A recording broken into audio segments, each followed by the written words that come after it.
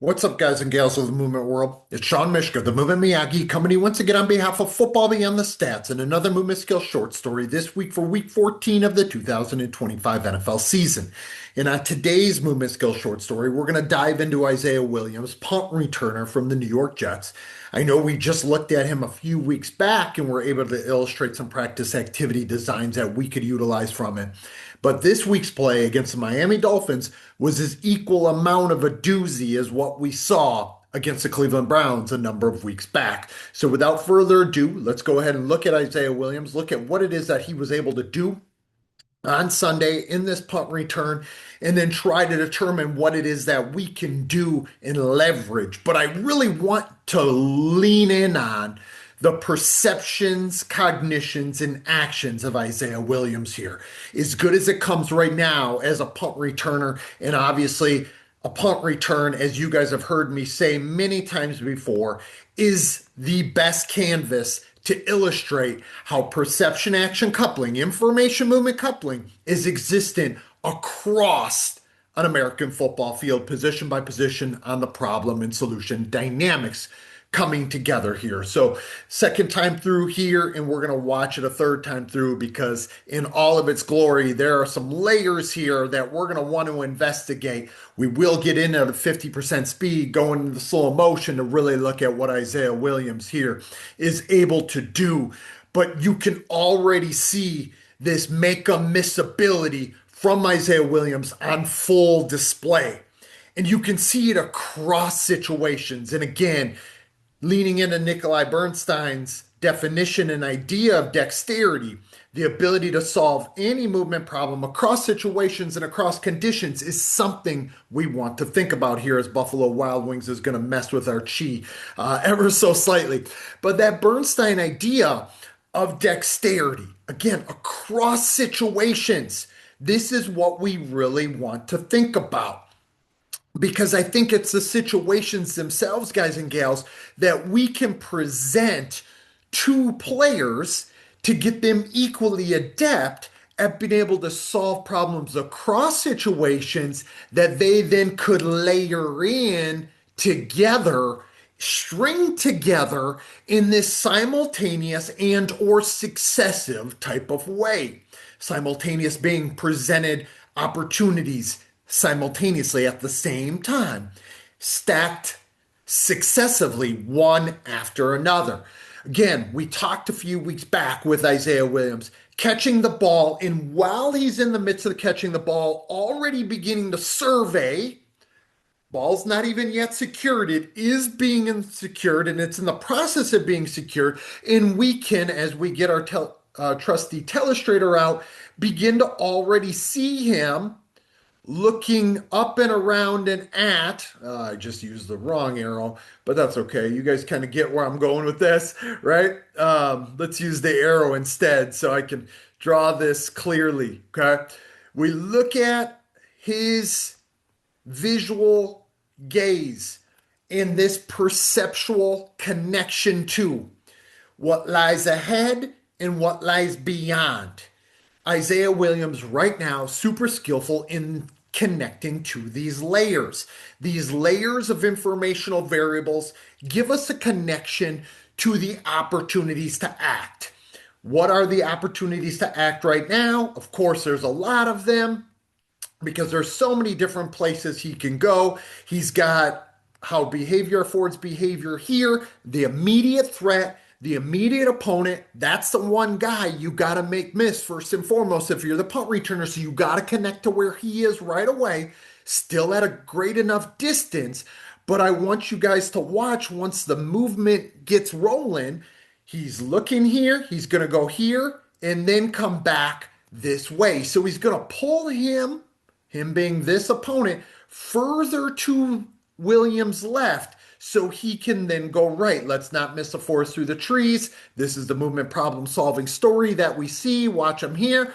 Hit that little jab step to his left. Look at how it gets this dude to sit because he's coming in, he's breaking down, he's getting coiled so he could potentially prepare for Williams to go out here. Okay. That brings him enough, holds him enough, pauses him enough So Williams gets the opportunity to move ahead. Okay. And he moves ahead by moving to his right. Now, again, while in the midst of being tackled, he's looking to and he's looking through. Hopefully that makes some sense. To and through. It's what we should try to educate our ball carriers' attention to. This layered information connection that would channel how we might have the opportunity to move. We can see how that informational pickup then feeds and channels into how he's going to move. He actually again pulls those guys. Let's look at it a half beat back behind here. Got a little bit too far. Apologize for that, but you guys will see it now. He's really good. He, being Isaiah Williams, really good at pulling players into a space where then he's going to vacate. Okay. He pulled each one of these guys to their left, to Isaiah Williams' right. Look at how he pulled this guy and this guy into this space to where they're just hanging out here with a lot of guys and a lot of traffic coming into this place. Okay. Let's not miss a forest through the trees. This is the finger and the moon. See it again. I don't want you guys to miss it. We're going to see it also from the other vantage or viewpoint. But watch when he moves to his right, what he does to that traffic so he can cut from right to left and vacate that space. Then look at the adaptability that we were able to connect to right here. Right? And you can see right off the bat that this curvilinear agility that we're going to get into later when we talk about practice activity design should be in response to where other moving bodies are. Again, let's not miss it here. Come from that low cut right to left, adjust and adapt one's path and trajectory in where one is going in relation to where other moving bodies are in the space. I mentioned before Isaiah Williams, always perceiving, always acting. It isn't about one or the other, it is about both perception and action being tightly coupled and connected at all times. We perceive to act, we act to perceive. And Isaiah Williams at the punt return position is doing it as well as anybody. Watch him hit this curve linear. He gets his speed now. He starts pointing because he sees what opportunities exist out there for his teammates. Shared affordances, the perceptual connection to how other people could move that could channel and feed into your opportunities to act. That's exactly what we see from Isaiah Williams here as he's pointing to his guys. You get this.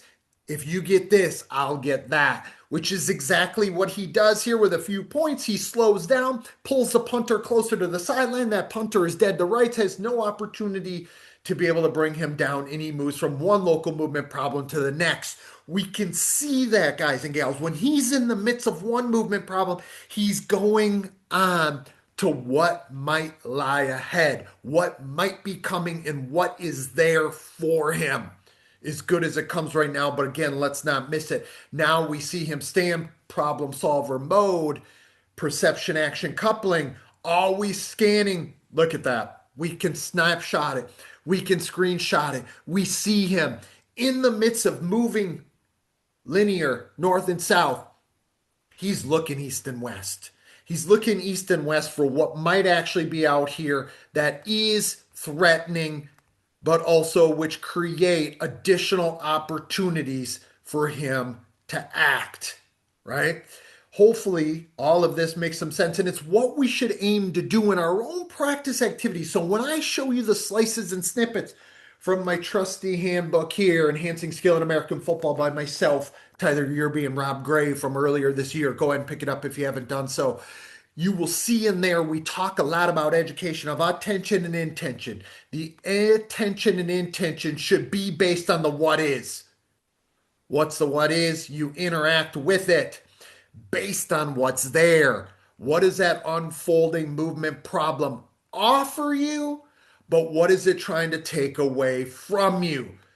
Look at the change of tempo, the change of pace, putting guys where he wants them, playing chess as opposed to checkers.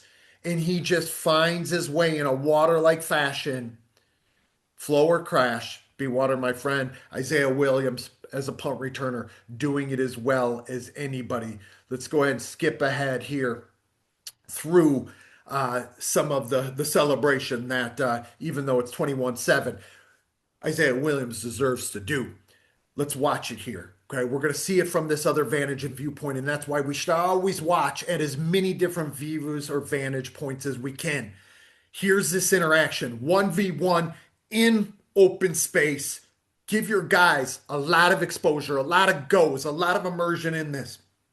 Put this guy coming from different places, head up, on his left, on his right, tighter, closer, okay? Coming with more speed, coming with less speed across different spaces. Really easy to do, inexcusable not to have a lot of 1v1 interactions, leading the dance in an indie period standpoint, maybe in crossovers and the like. But watch this layered feinting and faking. That left foot goes down, pulls him in, he pauses him and brings him in, puts him on a string so he can move on to the next movement problem, which is what he's already doing. 27 still has the opportunity to bring him down, but let's look at Isaiah Williams. He's solving the next movement problem already. Pulls all these guys into this space, disappears on them, right? Using his own teammates as well as then the defenders against each other. As good as it comes right now, he's exactly what he did a few weeks back as well. And it's what the greatest punt returners of all time do as movement problem solvers. Now we see him change his curve, linear path and trajectory, all based on how others are moving. We watch him do that and flow that into his perception action coupling. What do I want you guys to look at here? What information he might be scanning for, what information he might be able to pick up at that moment in time. You know, I'm accustomed to drawing this like where his gaze and how his gaze might be fixated and what might be out there for him to see. Let's not forget, just because someone's looking somewhere doesn't mean they're seeing something. So you should encourage your players to look and see. It's something I say to my ball carriers all the time. Don't just look, but I want you to see, which simply means I need them and want them and encourage them to connect to what's out there, what is really there that would channel how one needs to move. And this is a topic and a concept we talk about a lot. But let's watch Isaiah Williams scan, constant perception, constant action, constant coupling. Guys, gals, don't miss it. Let's see it again, okay? I'm going to geek out about this because this is super layered and high level stuff, okay? Perception action coupling, always perpetually feeding into one another. He is one step ahead right now, not because he's anticipating, but because he's functionally fitting in with the what is of the problem. He's becoming one with that movement problem, and he has agency and in control of it. Look at that perception action coupling there again. Deceptive actions feeding in to how he might strategize and intend to move.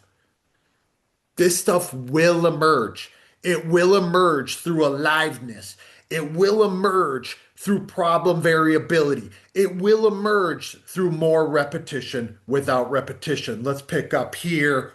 Watch it one more time through at 50% speed before I show you some practice activity designs that we can utilize and manipulate constraints around to be able to channel this sort of behavior naturally. Let it naturally emerge and self-organize in our own learning environments, which we can then nudge through an education of attention and intention. Okay? Don't leave these things to chance. This type of layered movement skill will be the byproduct, though I love what we're seeing from Isaiah Williams. Let's look at some of the things that we might be able to do and utilize right off the bat for our guys. Okay, couple activities I'm going to show you. Okay, we talked about the 1v1 cat and mouse. Give them a lot of different goes. I'm not going to talk or dwell on that here today, but what I am going to talk about is curved linear agility and then attunement and adaptability around blockers. Okay. So imagine Isaiah Williams being right here. Of course, you can have him enter the space with this curved linear path. What you can also do, if I can get a stamp out here, you can give him a chaser if you want, a chaser or two if you want, okay? Which would require him to change his path and his curved linear entry into this workspace.